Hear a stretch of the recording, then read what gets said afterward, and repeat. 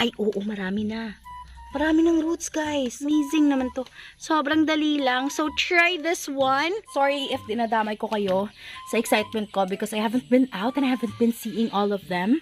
Look at how it loved the potting mix na gamit namin. Sobrang, oh my God. Sayang na sayang yung dahon. I just saw the picture of this yesterday. As in, super perfect pa siya. And I was really happy looking at this one. Ayan, nag-recover na siya, guys. Kakarecover. Hey guys! Welcome back to another PLANTZILLA video, and for today's vlog, yes, I'm back. Yes guys, nakauwi na po ako and the quarantine has been lifted. Si Gerald nakalabas na siya. In fact, he was out to buy 14, and that will be the fertilizer that we will be using for our plants. Yes, somebody told us na super nagwo-workin sa kanya, especially dun sa mga variegated plants nila. So, I'm so excited to use that. And guys, if you haven't subscribed, please subscribe na and pakiclick na rin yung bell icon so that you'll be notified pag may bago kaming video. Anyway, this is an update vlog because I just came home and I will be showing you all the plants that I told you I will be giving you an update. So if you are interested, let's begin.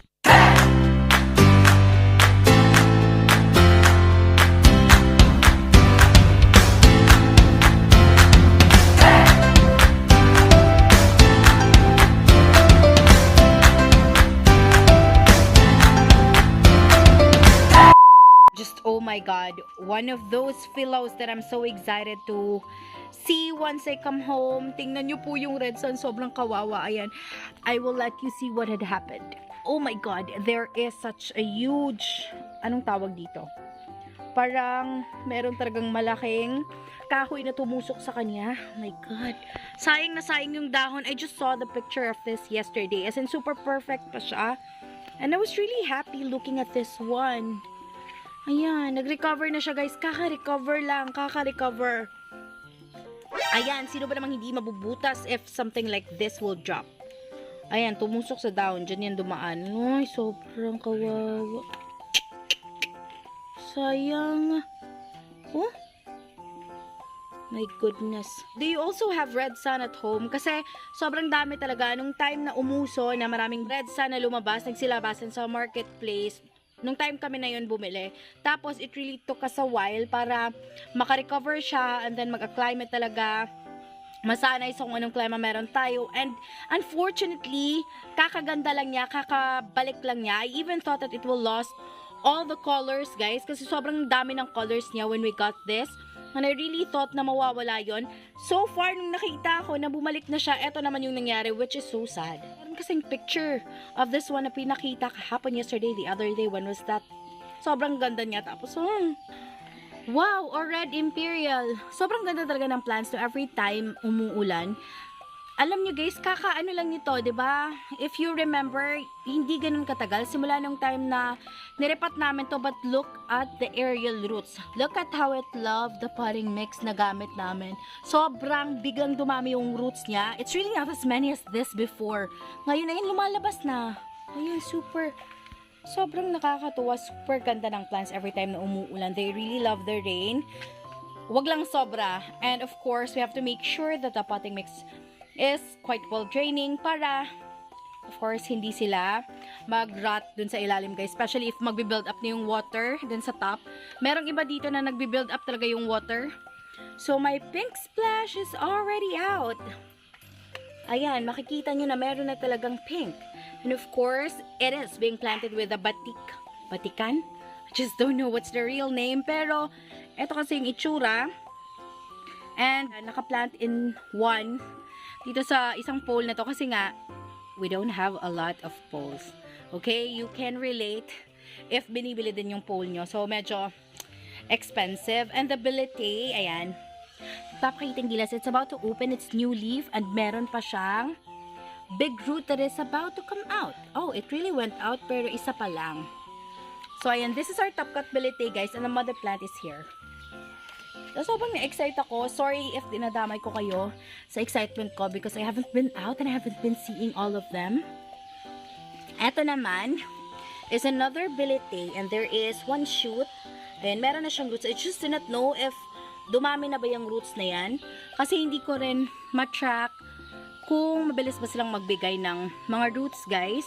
Basta ito yung mother plant namin, and ayun, yun yung top cut.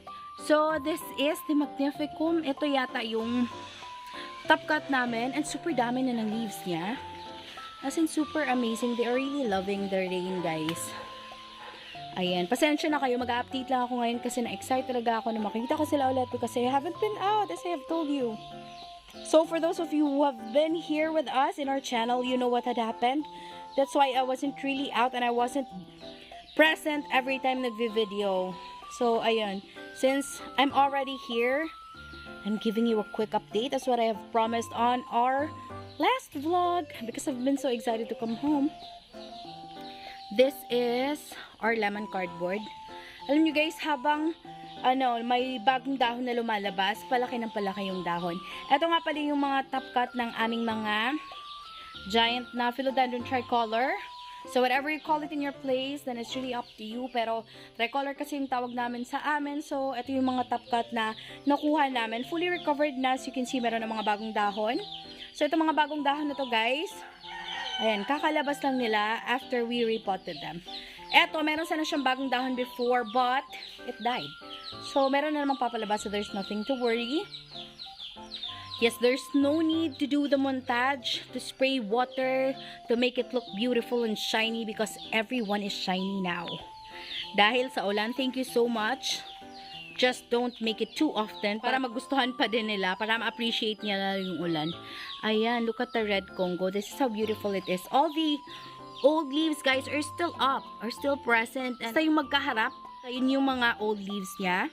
The two of its old leaves, guys, kasi dalawa lang yung leaves nung binili namin siya. So, ayan, let us move back. Wow. So yun guys, ito naman yung mga mother tricolors and meron na talaga tayong makikita na meron ng lumalabas ng mga bagong dahon. So they are shoots as well, waiting na magkakaroon na naman ng mga bagong roots guys para mapadami namin sila. And most of these propagated magnificums are already alive. So naano na sila. After propagation, they're already okay. So ito naman, meron palang Prince Albert. Yes, katabi ng marmalade. They're just beside each other. So, ayan. These are the mothers. And the silver sword, guys, I'm just not sure because binabalita na naging okay na daw to. So far, nakikita ko naman yung top cut. But this one, I haven't seen this in person. Let me touch it. Okay. Okay lang naman. Tapos, okay. As you can see, guys, yung green na makikita nyo talaga. Yan. That is a shoot. Ay, my God. Thank you so much for bouncing back right away. Tapos, dito tayo. How are you? How are you? How are you, everyone? So, itong Miliona Exotica. Is it Miliona Exotica in your place? So, ayan. Nandito lang siya. But I do hope makaka-recover siya. Oh, meron siyang shoot. Ayan, another shoot that is about to come out. Nakakatuwa namang uwian to mga ganito. Na-appreciate ko sila lalo. Tapos, this is the Royal Queen. I'm just not sure if madami na siyang roots. Kasi, I haven't been seeing roots pa. Pero I think they have a lot na. Makikita nyo naman, meron nang lumabas na isaw. I just do not know kung makikita ba natin siya dito sa gilid. Dinagdagan kasi siya. Dinagdagan niya ng mga ano. Ay, oo, marami na. Marami ng roots, guys. So, this is really a successful one. Ayan, madami ng roots. Super. Amazing naman to. Sobrang dali lang. So, try this one. If the roots of your philodendrons, yung mga medyo malayo na talaga sa soil, guys, this is really a perfect example that you can do this trick. So, this really makes me happy. Nakikita naman. I do hope nakaklaro nyo yung roots. Thank you! Everyone is really getting pretty. Yoo-hoo! And that's him. Galing siyang Tagbilaran para mag-grocery. Kasi nga, nako, ilang beses kaming walang pagkain dito. Merong rice, but we don't have anything to eat with. Tama ba yung pagkakasabi ko? Hi! Say hi! She's okay na! Hello! Say hello! Hello, guys! Oh, so that's her, and we're okay now. Thank you, Lord. So, we are so thankful as well. Medyo nasad lang ako sa red sun kasi ito pa naman yung pinaka-excited ako na makita talaga.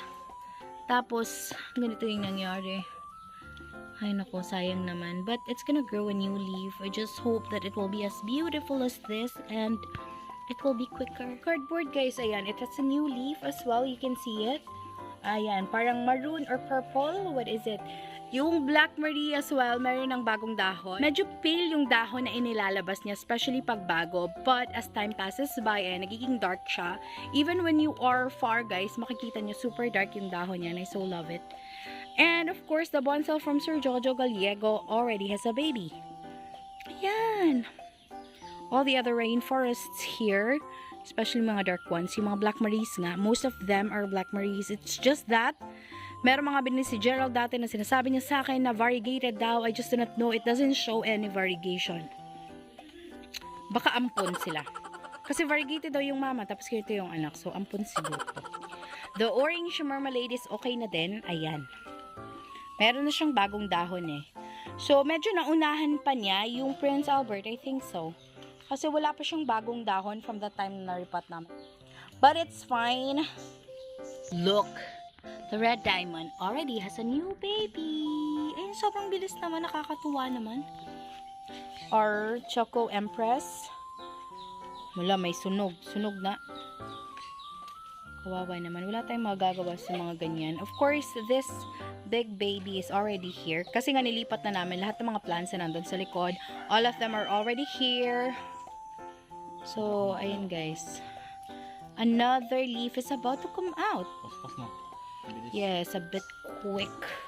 Ayun mga aglonemas ko. Yung mga hindi itatabi talaga sa wall, mabilis lumaki and tumataba na. They're getting fatter. Fatter than ever kasi hindi ko to nakikita na ito kataba before. Look at the, ano nga ba to, lucky red. Put my hand, oh. Ayan, it is so big. Big leaves. Ayan. Sobrang beautiful naman. Tapos sakso, yung ano ko lang dito, sobrang tagal nila magka-baby. Bakit di sila nagbe-baby? The Gloriosum is already here. Ayan, this newest leaf. And dumami na yung dahon niya. I forgot how many leaves it has nung dati-dati pa. Ito naman guys is the Prince of Orange. Ayan. What can you say about this? So, ito yung Prince of Orange while this one is the tricolor. Does it look the same? Look-alike ba? Ayan, ito yung tricolor. Halos kasabayan lang sila guys, or magkasabay lang sila before. Ito lang, lumaki na yung dahon. But this one, since nag-adjust pa, medyo matagal yung naging process niya. But it's really beautiful. As you can see, medyo copper. Copper ba? Hindi siya copper. Anong kulay niyan? Gold na may pagka-yellow. Ito, heng-heng. Excited talaga ako. Super na-miss ko itong mga plants na to. I haven't been out this long. Ito naman is the Golden Millennium. Guys, I'm looking forward to differentiate the imported black cardinal and those that we just grow here. So, abang-abang. Baka naman merong interesado sa inyo. Tapos, the Jose Bono, the Birkins. Ayan. The Dang Ampon is already okay. Ngayon meron siyang baby. So, yun guys, I'm looking forward to make more videos about them in the future. Thank you so much for those who prayed for me, who prayed for us. Thank you so much for helping us in winning this battle. Thank you for the presents. And of course, thank you so much sa pag-aalaga po. Thank you so much. And if you like this video, please give us a thumbs up, subscribe to our channel, and click the bell button beside it so you'll be notified whenever we upload a new video. Bye!